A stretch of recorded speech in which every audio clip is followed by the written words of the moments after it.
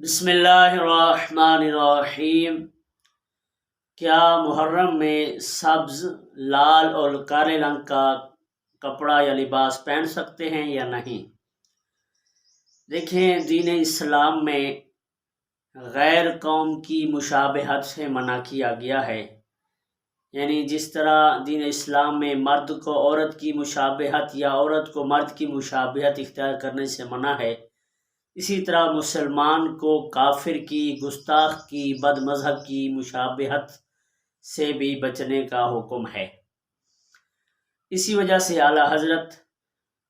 الشاہ امام احمد رضا خان فاضل بریلوی رحمۃ اللہ علیہ نے فرمایا کہ ماہ محرم یکم سے لے کر 10 تک خصوصاً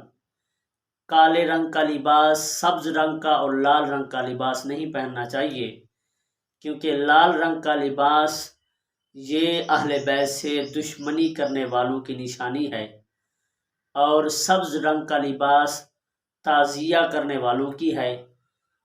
اور کالے رنگ کا لباس یہ